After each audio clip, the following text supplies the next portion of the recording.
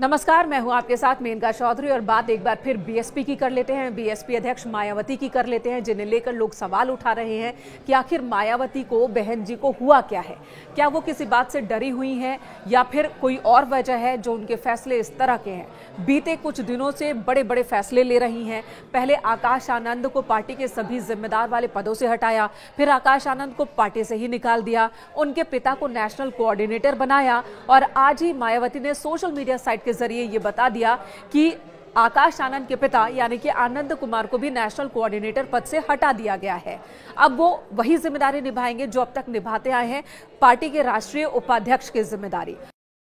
बहन जी हमारे नेता है, हमारे लिए सम्मानीय। अगर वो कुछ कर रही है तो बहुत सोच समझ के जो कुछ चल रहा होगा उसी आधार पर कर रही है। मैं उसमें क्या कह सकता हूँ, आप या उसमें क्या कह सकते हैं। ये तो समय है संघर्ष करने का, क्योंकि मधुवादी ताकतें इतनी शक्तिशाली होगी कि वो लोग उन्होंने जो है रोटी कपड़ा मकान तक छीन लिया। इतना जुल्म हो रहा है, अधिकारी सुरक्षित नहीं, कर्मचारी सुरक्षित नहीं है, महिलाएं सुरक्षित नहीं, नौजवान सुरक्षित नहीं है। ऐसे समय में मैं पारिवारिक लड़ाई पर बात करूं या यहाँ जो है जो लड़ाई जंग चल रही है इसमें योगदान दूं, तो हम तो अपनी ड्यूटी अदा करें, इसलिए हमने 10 तारीख को आंदोलन रखा है।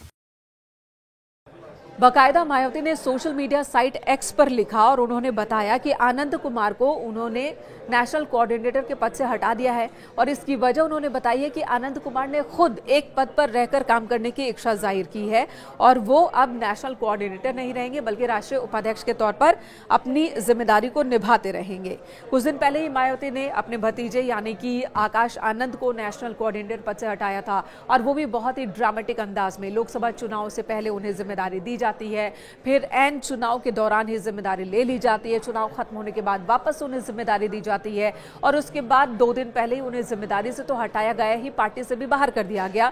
जबकि आकाश आनंद ने बहुत इमोशनल जानकारी दी थी, बहुत इमोशनल बातें की थी और मायावती में अपनी निष्ठा जाहिर की थी। उसके बाद मायावती का गुस्सा भड़का और उन्होंने पार्टी से ही बाहर कर दिया।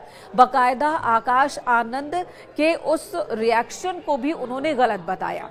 जो आकाश आनंद ने एक चिट्ठी लिखी थी, एक लंबा चौड़ा पोस्ट लिखा था जिसमें मायावती के प्रति अपनी निष्ठा जताई थी। तो अब लोग यही सवाल कर रहे हैं कि आखिर मायावती को क्या किसी का डर है।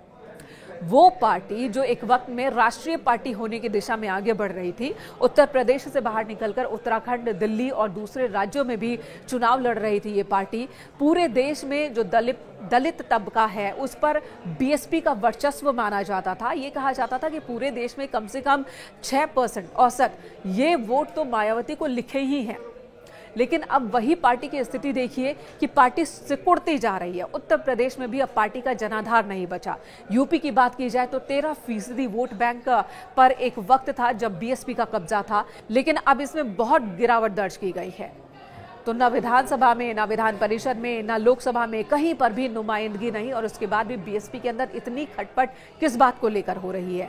आखिर मायावती को डर किस बात का है? क्या उनका पॉलिटिकली कोई हाईजैक कर लेगा, पार्टी पर कोई हाईजैक कर लेगा, या फिर कोई और वजह है जो मायावती इस तरह के फैसले ले रही है? अब इन्हीं बातों पर चर्चा चल रही है। हालांकि बीजेपी का रिएक्शन यही है कि ये बीएसपी का अंदरूनी मामला है, उस पर हम कोई कॉमेंट नहीं करेंगे। तो वहीं कांग्रेस लगातार तंज कस रही है कि बीएसपी अब खत्म होने वाली पार्टी है। समाजवादी पार्टी भी कुछ इसी तरह के रिएक्शन दे रही है। लेकिन बीएसपी आखिर किस रास्ते पर आगे बढ़ रही है?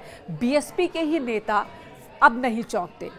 मायावती के इन फैसलों से बीएसपी के कई सीनियर लीडर्स अब चौंकते नहीं हैं। उनका कहना है कि मायावती ऐसी ही है, बहन जी इसी तरह के फैसले लेती हैं और शायद यही वजह है कि बीते कुछ सालों में, खासकर 2014 के बाद, मायावती ने एक से बढ़कर एक बड़े नेताओं को पार्टी से बाहर निकाल दिया। कभी अनुशासनहीनता का हवाला दिया तो कभी पार्टी विरोधी गतिविधियों में शामिल होने की बात कही और पूरे प्रदेश से बड़े बड़े नेताओं को बाहर का रास्ता दिखा दिया, जिसकी वजह से पार्टी इन दिनों अपने सबसे बुरे दौर में है और इस वक्त भी पार्टी संभलने को तैयार नहीं दिख रही है।